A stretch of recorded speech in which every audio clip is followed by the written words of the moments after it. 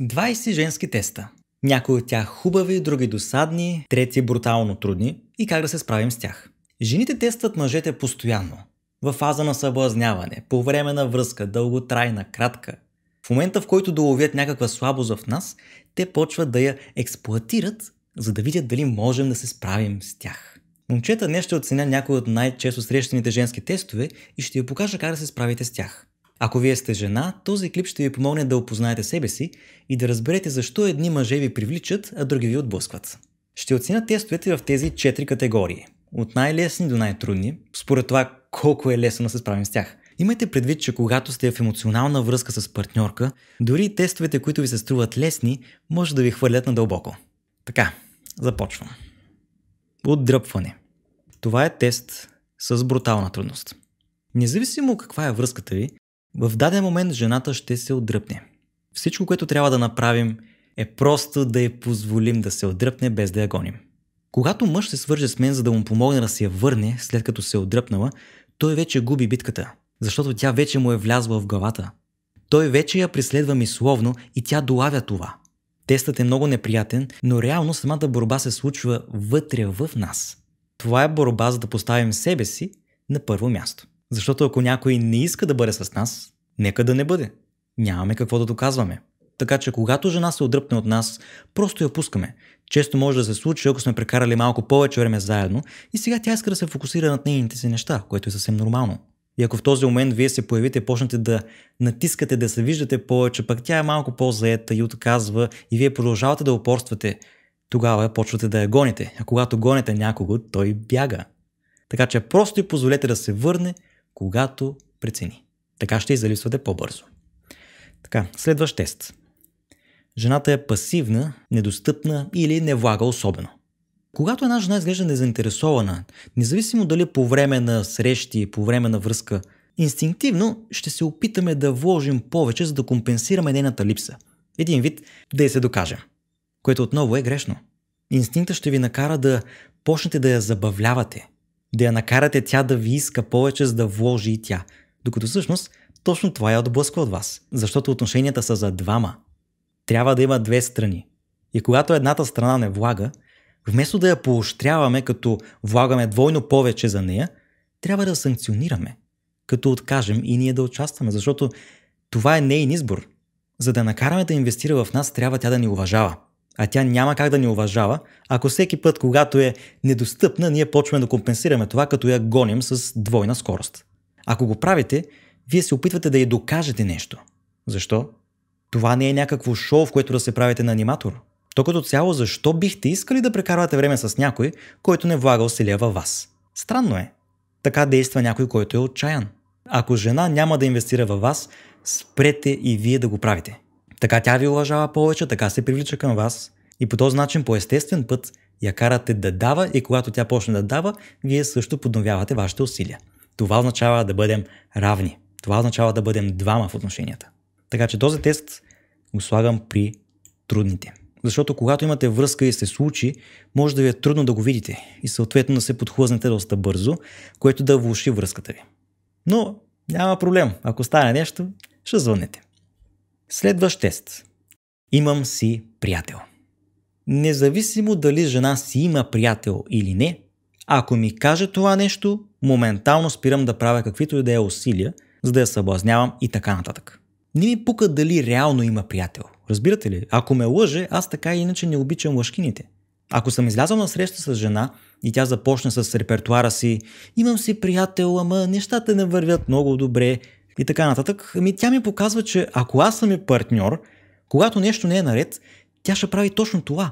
Тя ще търси друг мъж, за който да се хване. Аз не искам такава жена. Защо ме някой, който да излиза с други зад гърба ми? В такъв момент ще й кажа, че тя не е свободна, че да излиза с други мъже. И ще я питам защо го прави. Не ми пука дали има страх от самота и че иска да се хване за друг клон преди да пусне предишния. Това си е нейн проблем. Аз няма да бъда спасението й. Аз искам жена да ме избира, защото наистина ме харесва, а не като спасение от предишен партньор или просто защото трябва да оцелява чрез мен. Не благодаря. Тя ще ме уважава най-много като бъда директен с нея и си тръгна, защото това, което прави тя, не е правилно спрямо партньора си. Като не го обича да се раздели с него, пък после да излиза с който си иска. А ако сте склонни да влезете в тайна връзка с такава жена, с идеята после да я направите официална, ще ви оставя да се опарите, защото нещата няма да се развият по начина, по който се надявате. И все пак, ако харесвате такова момиче, което е обвързано, като толкова искате да станете любовници, ако това е идеята и нищо повече, тогава действайте, щом толкова си искате. Но да не стане така, че после да се влюбите, че доста бързо ще ми станете клиенти. Този тест отива при лесните. Има ли си приятел? Оставям я на мира и не я поглеждам повече. Или казвам потърси ме, когато си свободна. Чисто просто ясно. Следващия тест – вменяване на вина. Това е така наречения газлайтинг. Тя се опитва да ви накара или да ви пречупи така, че да се извините за нещо, което не сте направили. Иска да се чувствате виновни за нещо. Независимо дали за да предпази себе си, да ви смачка, да ви снижи пред нея заради собствените си несигурности. Когато не сме виновни за нещо, не трябва да се извиняваме. Това го правят мъжете по чехъл. И ако се загледате добре, ще видите, че жените им не случайно ги третират като парцал. Тяхното мото е щастлива жена, спокойна глава. И да се прекръстим за тях. Да, ако се огънете, в бъдеще тя ще използва вашето извинение срещу вас. Защото не държите на себе си. Защото ако се огънете през собствената си жена, как може да я защитите от някого? То тя е по-силна от вас, така излиза. Сега, ако сте виновни за нещо, извинете се. Това е зряло поведение. Но ключовата дума е ако. Да кажем, че партньорката ви е ревнива. И ревнува от всичко женско. И иска да й се извинявате за това, че общувате с жени в живота си, като например колежки на работа, и тя иска вие да се извините, защото не сте се съобразил с нейния проблем. Ами то това си е нейн проблем, не е ваш. Как ще се извините за такова нещо? Това си е нейн проблем. Тя има проблем в себе си. Кажете го в очите. Така тя ще ви уважава повече. Защото ако се съобразявате с този нейн проблем и се извинявате всеки път, тя свиква, че може с лекота да ви се качи на главата и да си прави каквото си иска. И сега вече тя няма проблем. Това, че тя е супер ревнива, не е проблем. Проблемът е, че вие не се съобразявате с това. Ето това е газлайтинг. Отстоявайте границите си и я поставете на мястото й. Може да ни е приятно на момента, но утре или още тази вечер ще дойде да ви се умилква с мил и нежен тон и ще бъде по-мокра от всякога. Това е защото се държите като мъж. Тя разбира, че не сте някой, който може да се огъне, защото не може без нея. Вие сте стабилен и знаете кога трябва да се извините и кога някой ви е будалка. Оставете огъванията на несигурните мъже. Има много такива. А ако сте такъв, това е травма.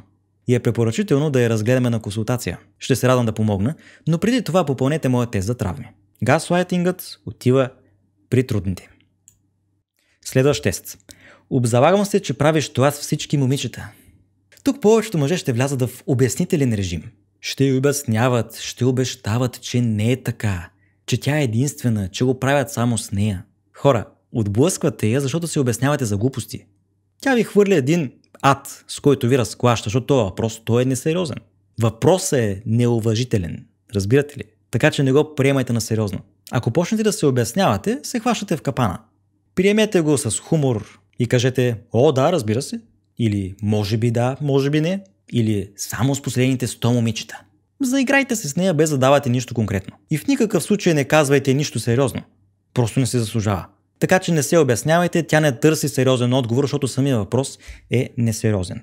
Той отива при лесните. Следващ тест. Заяждане. Мъж, който разбира жените, не спори с тях. Не може да спечелиш спор с емоционално базирано същество. Просто операционната система на жените е различна. Самото влизане в спор с жена означава, че той е загубен. Защото какво става, ако спечелиш спора, при положение, че след това или ти, или тя ще спи на дивана в хола? Това е типично за нас българите. Печелим битката, но губим войната. Мъжете базираме действията си на логика, а в спор с жена логиката се изкривява, тъй като нейната логика е базирана на емоция. Така че когато ви примами в спор, особено чрез някакво заяждане, ако тя успее да ви ядоса, е спечелила спора. Не позволявайте да ви отмести от вашето естествено състояние на мир и хармония. Резултатът е, че уважението и към вас ще спадне. Мъжете печелим, когато стопираме спора още в самото му възникване. Трябва да наложим граници, с които го поддържаме в конструктивна и уважителна форма. Съответно, да не отвръщаме на огъня с огън. Трябва ни вода. Затова, когато тя ни хвърля някакви хъпливи коментари, трябва да запазим спокойствие и да я питаме какво я притеснява. Ако видим, че зад притесненията й няма никаква логика и тя създава драма от нищото, можем просто да напуснем този разговор защото няма смисъл от него. Общо взето, не се връзвайте на глупостите. Жена, която често търси повод да се заяжда с мъжа си, е травмирана жена. Тя носи травма, която я прави такава. И ако вие постоянно се подавате на това нейно поведение, не й помагате да разреши травмата. Всъщност само я влошавате. Някои жени са толкова несигурни вътрешно, че постоянно имат нужда да създават драми, за да карат мъжете да ги гонят и да им се обясняват любов. И така компенсират вътрешния си проблем от липса на любов, страх от изоставяне или там каквото си решат, което реално не е проблем на мъжете. Но да, там ще има много момченца, които ще ги компенсират. Теста е със средна трудност. Сега, следващия. Излизам само с мъже, които и си допълвате каквото решите там. Например, излизам само с високи мъже. Много изкушаващо да отвърнете, че излизате само с жени под 45 кг, но не го правете, защото крехкото и сърчице не може да го понесе.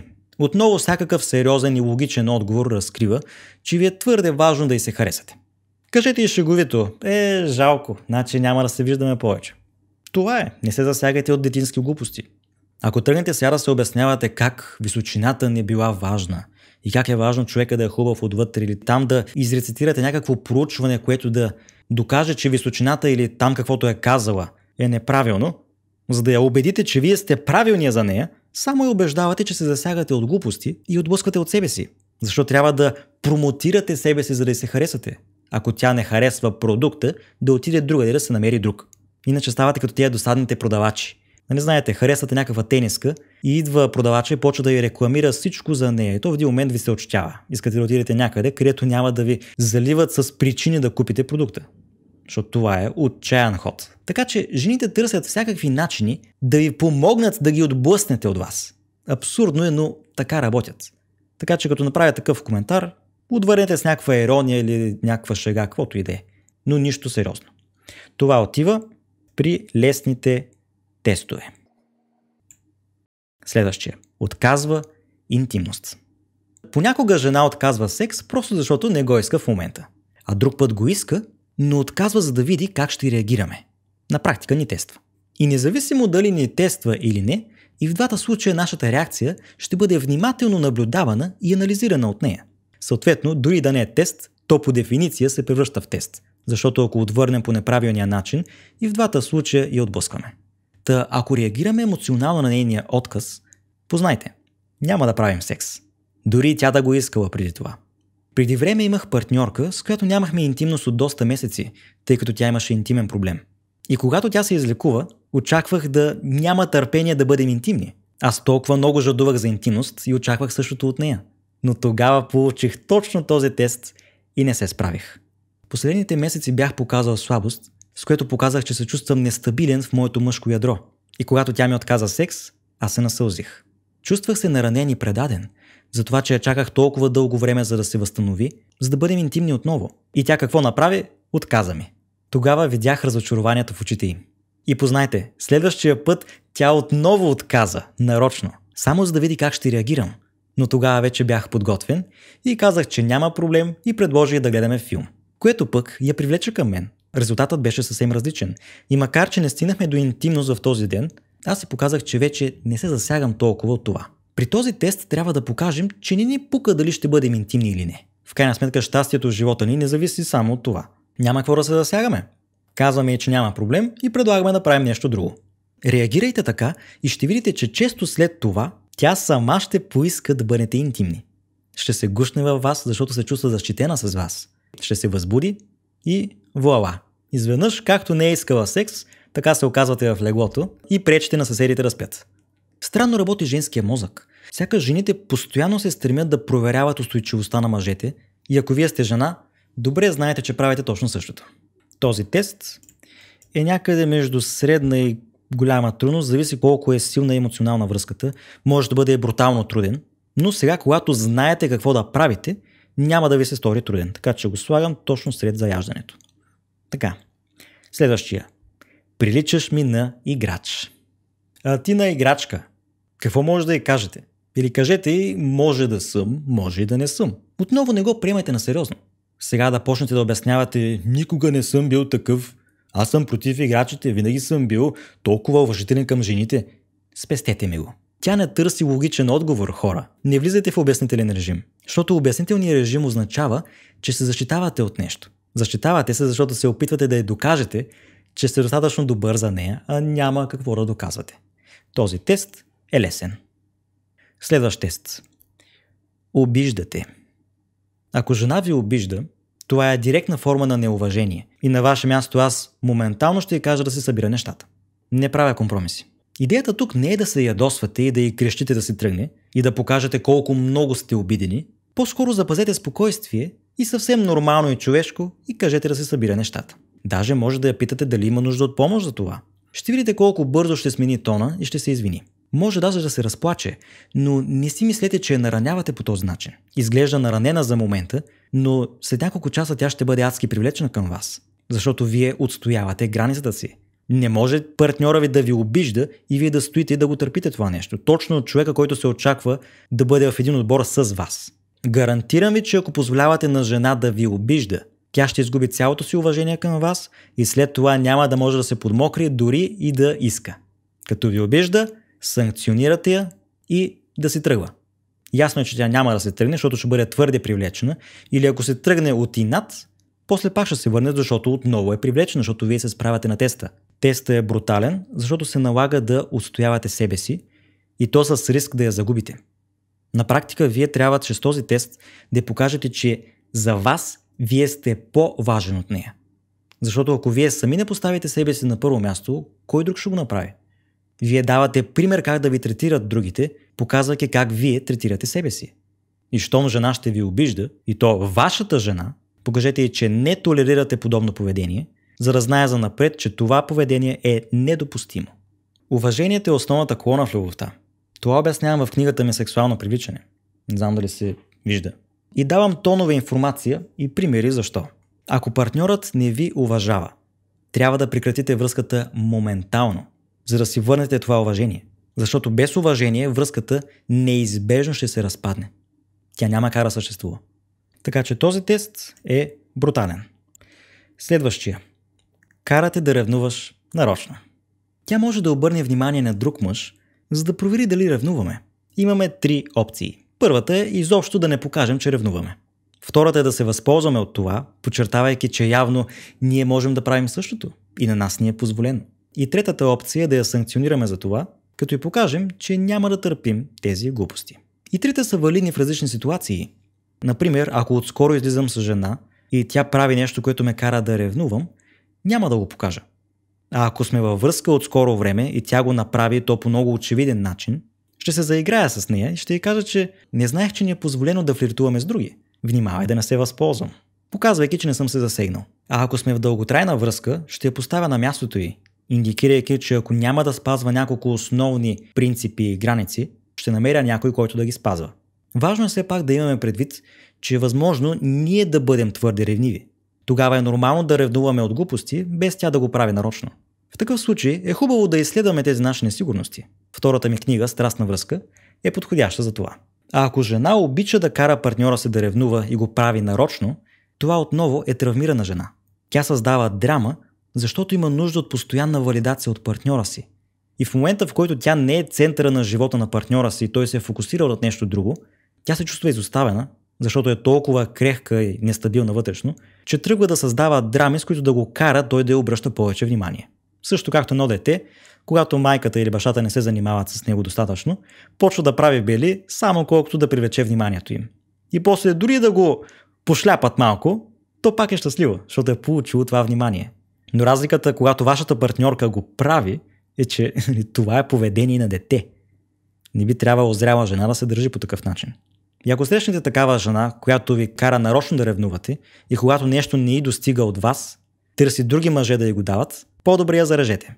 Тя не е готова да има мъж в живота си. Но за сметка на това, някое момченце с радост ще компенсира тези нейни проблеми, защото има нужда да се доказва чрез тях. Така че тя ще си пасне с някой, който обича да се доказва много и да се отчита пред нея. Това отново е травмиран мъж, но има много такива, така че тя ще намери такъв, който да й компенсира проблема и ще влязат в една страхотна връзка, базирана на техни травми. Теста отива при трудните. Следващ тест. Тя си стои на телефона постоянно. Случило ми се, когато губех партньорката си преди години, защото тя не ме уважаваше, аз в слабостта си, понеже не можех без нея, го позволявах. Имахме годишнина, като тъкмо бяхме прекратили почивката си. Ние бяхме в почивка известно време, защото връзката не вървеше. Поне според нея, защото тя не беше привлечена. И тъкмо се бяхме събрали отново. И аз съм се постарал, бомбони, цветя, вечеря, всичко, което може да направи един мъж. И какво става? Тя идва у нас и през половината време с телефона в ръка си пише с момче, което харесва. Пред мен. Представяте ли си? И аз, идиота, си мълча. Защото тъкмо се бяхме събрали и не исках да рискувам да се разделим отново. Толкова много я отблъснах тогава, че просто не знам как след това тя не се раздели с мен. Останахме няколко месеца заедно в още по-кофти състояние на връзката, в което аз постоянно се опитвах да й се доказвам по някаква форма, за да изпечеля любовта, пък то реално играех срещу себе си. Но ето, че съм благодарен за това. Всъщност, точно заради такива случки, аз станах психолог-сексолог, който работя по тези теми. И помагам на вас да се справяте в такива ситуации и да преодолявате вашите травми, които ви подхлъзват в такъв момент. Защото това поведение и това да омалважаваш себе си по такъв начин всъщност е резултат от травма. И благодарение на тези провали, ако днес жена ми го направи този номер, просто изхвърча от живота ми. Имам нулева толерантност към такива жени. И не е нужно това да се случи в дълготрайна връзка. Ако излизате на среща с жена и тя постоянно си кисне на телефона, направете й забележка. И ако след това тя продължава да го прави, оставете банкноти на масата и си тръгвайте. Не ви трябва такъв човек. Та този тест отива при средните. Следващия тест. Зарязвате внезапно. Когато жена забележи по-голяма слабост в нас, сякаш нашето душевно състояние зависи от нея, тя ще използва това срещу нас, за да види дали и доколко сме зависими емоционално от нея. Самата проверка, освен чрез отдръпване, може да се случи чрез директна раздяла. Като целта е тя да провери нашата реакция. Ако тя е убедена, че ще бъдем емоционални, че ще плачем, ще я молим за нов шанс, точно тогава очаквайте този тест. Тя очаква да я се обясняваме в любов, да пишем романи, да пращаме цветя, да звъним на родителите и да говорим с тях, да им се обясняваме на тях колко много я обичаме, че да може те да говорят с нея и да я вразумят. Това е много жалко, между другото, поведение, но има мъже, които го правят. Случва се в момент, в който сте тотално безсилни, че търсите вече нейните роднини да я вразумяват да бъдела с вас. И те идиотите понякога ви се връзват и почват да го правят, поради което тя още по-бързо бяга от вас. Защото на практика тя се чувства форсирана да бъде с вас. Ви вече отнемате правото на избор. И ако почнем да я молим да остане с нас и да си дадем шанс, тя няма да се върне. Но ако вместо това направим обратното и покажем, че сме съгласни с нея, че ако тя не е щастлива с нас, е по-добре да се разделим, за да бъдем щастливи с някой друг и че сме готови да я пуснем, това ще я изненада приятно и ще я впечатли. Така ще я привлечете, защото не я спирате. На практика вие уважавате нейното решение и я пускате. А ако тя не е щастлива от собственото си решение, да го промени, то си е нейно. Само тя може да го промени. Така че съгласете се с нея, кажете й: окей, слънце, разбирам те, искам да си щастлива, пускам те и повече не я търсете.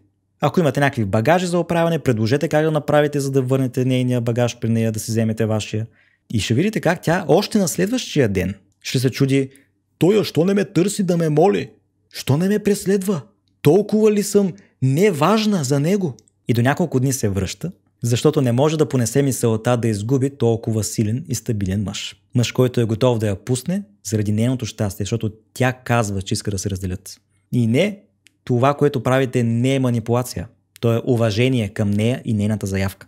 Просто мозъкът ти е научен да разсъждава по този идиотски начин.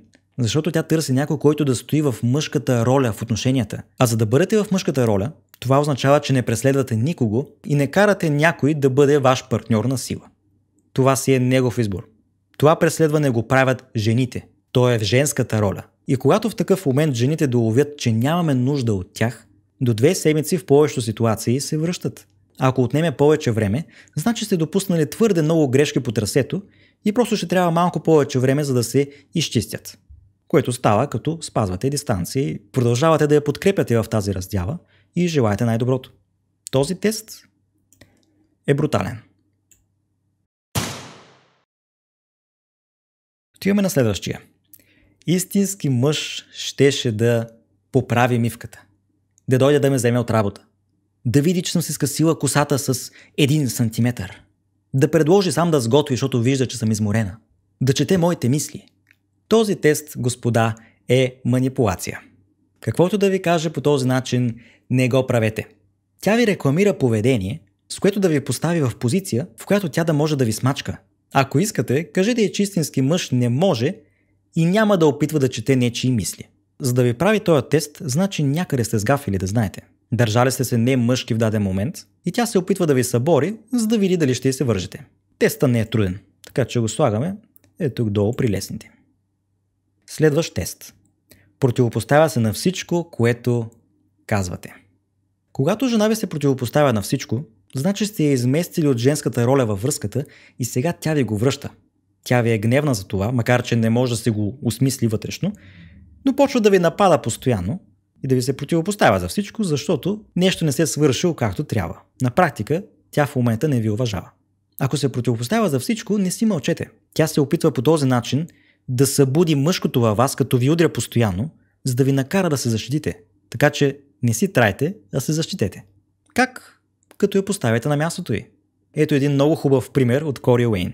Кажете й, че днес сте в настроение и ще си останете в такова. И едно допълнение от мен, ако тя след това продължава да ви се противопоставя на всичко, обърнете се към нея и кажете, до кога ще продължаваш? Цял ден ми се противопоставяш, играеш срещу мен, а връзката е за двама, които играят заедно. Ако ще продължаваш да го правиш това нещо, осмисли дали искаш да бъдеш тази връзка, защото ако не искаш, ще те подкрепя. Или нещо от този сорт, сега няма точни и правилни думи. На практика и кажете, че това нейно поведение ви отдалечава от нея. И това ще си има последствия, ако не спре. И всъщност, с една такава лека заплаха, вие реално калибрирате динамиката и отново си влизате в мъжката роля. И след като й направите такава забележка, я оставете да си чупи главата и се захванете с нещо, което вие правите или някакъв ваш ангажимент. Колкото повече ви се репчи, толкова повече санкционирайте, дори това да означава да си тръгнете и да не се занимавате с нея 2-3 дена подред. Сега като някой ви дава ад в живота, що вие да го поощрявате, като го награждавате с вашето внимание? Направете обратното. Оттеглете се оттам. Вие нямате работа с такъв човек. И то няма логика да искате да бъдете с такъв човек. Ако се налага и тя не спира да ви се противопоставя на всичко, извикайте и такси или извикайте на себе си такси, платете сметката, тръгнете си или каквото и да е там и спасете себе си от това. Не сте родени, за да търпите такива глупости. Теста отива при средните. Следващия тест. Прекарвай повече време с мен. Скъпи господа, с достатъчно мъже съм говорил, които са се прецакали връзките за това, че са се вързали на този тест. Мило, все си заед, прекарвай повече време с мен и когато го направиш, тя те зарязва. Тя губи привличане от това нещо. Вижте, естествената роля на жената, след като вече е създадена връзката, е да се бори за мъжа. Мъжа влага повече само в началото, след това се разменят. Когато тя ви каже, че иска да прекарвате повече време с нея, това означава, че всичко е наред. Всичко е окей в момента, то е нормално да е така. Ако вие се вържете на това нещо, тя губи привличане. На практика тя ви подканва да си размените ролите. И когато го направите, както правят повечето мъже в такъв момент, връзките се влошават. Защото това, което казва жена и това, което реално я мотивира вътрешно, са две тотално различни неща. Сега, все пак, ако не прекарвате абсолютно никакво време с нея и постоянно я пренебрегвате, тогава проблема е съвсем различен. Тогава е нормално тя да ви каже: хей, слънце, все си заета, аз не искам да те притеснявам, но нямаме никакво време заедно и това не се отразява на връзката. Значи, ако тя го каже по този начин, тогава не е тест. Тогава тя наистина има нужда от това да прекарате време заедно, защото все пак двойката трябва да прекара време заедно. Ако го каже по този начин, е окей. Дайте й повече внимание. Но ако тя просто каже: мило, си заед, прекарай повече време с мен, това си е чист тест, не му се връзвайте, това означава, че всичко към момента в тази динамика е напълно окей. Не променяте абсолютно нищо. Този тест го слагам при лесните, защото е лесен, обаче много мъже му се връзват. Може би не е толкова лесен, защото не може да го видят в началото. Ще го сложим при средните. Мисля, че така е по-добре. Следващ тест. Остани при мен този път. Случва ми се да имам уговорка с приятели и партньорката да ми каже, че все излизам с тях и да ме помоли този път, вместо да излизам с тях, да остана с нея. Излишно е да казвам, че ако отменим плановете си заради нея, тя ще се радва само първите 3 минути. След това ще ви санкционира и съвсем не случайно ще се увлажни по-трудно. Направете го още 10 пъти и тя изобщо няма да може да се увлажни. Тестът е подобен на предишния, с разликата, че тук тя дава директна заявка да отменим плановете си заради нея. Имам клиенти, които в такъв момент си отменят цели пътувания заради партньорките си и знаете ли какво получават в замяна? Резултатът е, че накрая жената сама си прави уговорка и излиза с приятелки, вместо да се види с клиента, който е накарала да си отмени уговорката заради нея. Феноменално е, хора. Феноменално е. И той си стои в дома и се чуди какво прави с живота си. Той не може да осмисли станалото. Не се връзвайте, господа. Знам, че тези тестове може да не ви се струват нещо, кой знае какво в момента, но когато чисто практически се сблъскате с тях във връзката, ще видите, че не са лесни. Гарантирам ви, че ако втори и трети път си променяте така планове заради жената, защото така е поискала, тя ще ви санкционира. Тя ще ви накаже за това нещо, защото така функционират жените. Така че вместо да отменяте плановете си заради нея и кажете: слънце, знам, че те липсвам. Искаш ли другата седмица да измислям нещо през уикенда? И тя ще се зарадва и ще бъде привлечена. Не отменяйте плановете. Просто си направете други планове с нея. Това е привлекателно. Така че този тест ще го сложа също при средните, макар че според мен е малко по-труден от това за прекарване на повече време с мен. Да, ще го кача ето тук. Следващ тест. Няма да мога да изляза. Или не съм свободна тогава. Или каквото и да е, което ви дава като повод да не се видите на среща. Както разбирате, това се случва, когато канете момиче на среща. Ако тя желае да се видите, но по някаква причина графикът ти не го позволява, тя сама ще предложи друго време. Просто защото наистина желае да се видите. Вие не може да сбъркате жена, която ви харесва. Но ако просто каже няма да мога, тогава няма интерес. И от вас се очаква да го приемете, да схванете намека и да я оставите на мира. Това е.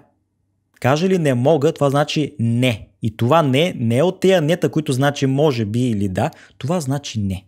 В такъв момент аз просто пиша окей, друг път. И това е.